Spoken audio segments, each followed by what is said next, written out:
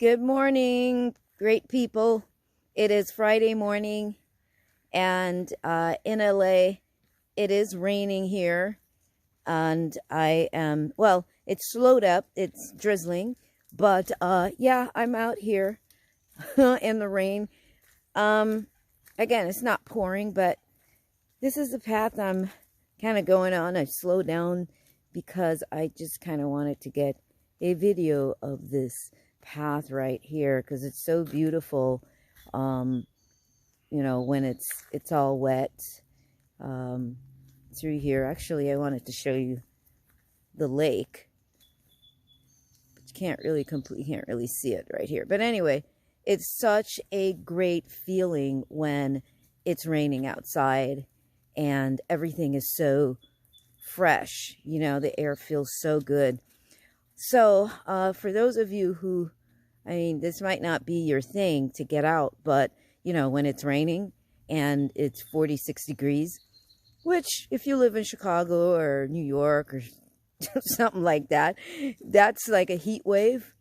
But here it's cold. But when I get out to hike in the mornings, I don't feel cold like that until I settle down, until I stop. And then maybe, then I go, oh, okay, it's cold. But that's when I go back home. But anyway, I just wanted to wish everybody a great Friday and to share a little bit of nature that I am surrounded by at this time, and continue to encourage folks to get out on the weekend if you can't do it in the week, to get out on the weekend, simply because it's what you need at this time. It's as much as nature has to offer you in terms of supporting your body, your immune system, your mind. It's just overall support. And for me, it helps to balance me and to make me not go completely nuts. Although my husband does think I'm a little crazy when it's raining, and he asks me, he goes, "You're going to go hiking?" And then I'll go, "Yep." And then he just shakes his head. he just goes ahead and he doesn't even bother.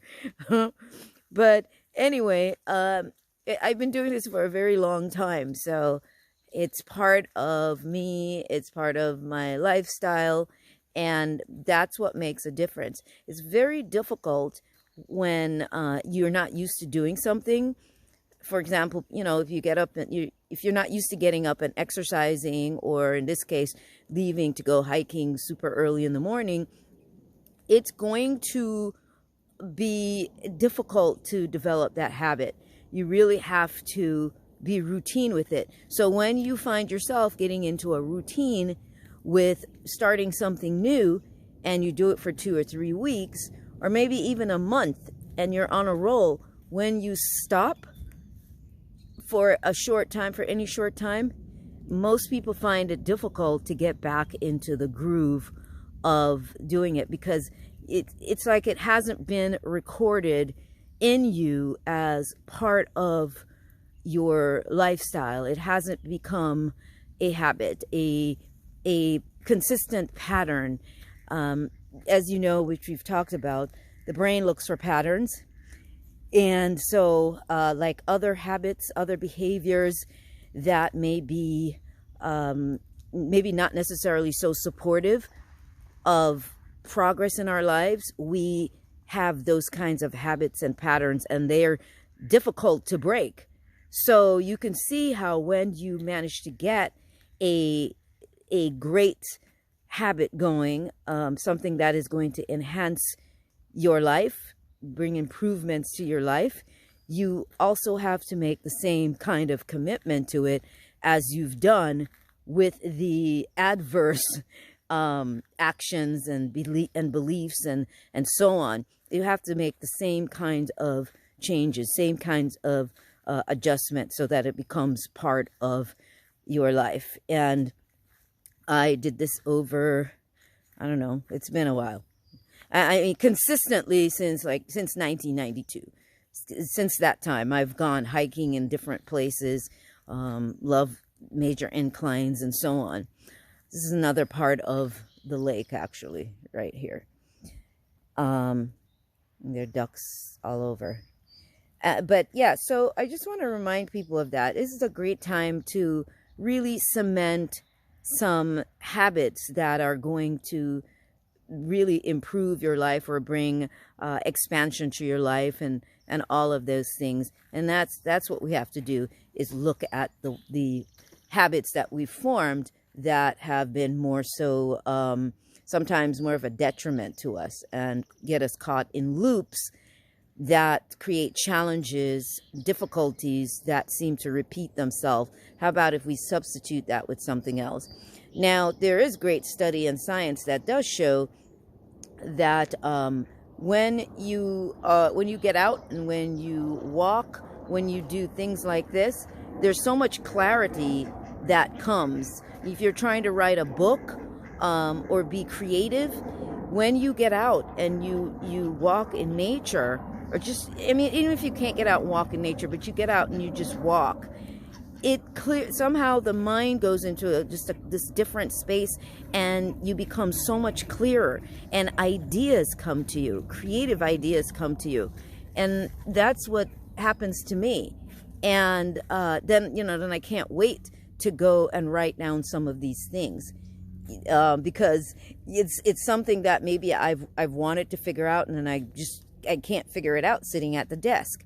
So I have found, even in writing the books, when I wrote them, a lot of times I was outdoors. I would go by the beach and I would maybe sit and write, or I have written driving the Ortega Highway, which I won't talk about here today. For those of you who know the Ortega Highway, many years ago, which was pretty deadly highway driving there. But because you're driving through so much nature, it would be so stimulating to me that the information would just flood in. It would just pour in, and I just got to jot it down.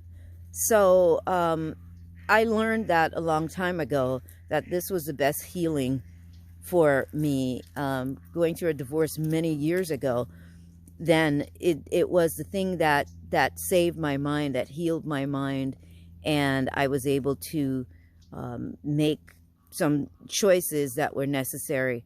I was able to see more clearly. Otherwise, you can find yourself sitting in maybe a depressed state or a saddened state, or just unmotivated state.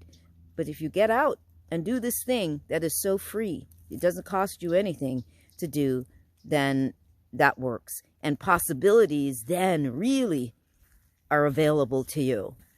You can tap into those possibilities, because they're there, always waiting for you to notice them or give permission for them to show up. Anyway, get out the house. That's my last words right there. Get out the house. All right. Well, I am going to stop right here, because I want to be able to pick up speed on the rest of this hike. And I just wish you a fantastic Friday, a fantastic weekend. Do something different, do something special for yourself, and I'd catch you on another video. Bye.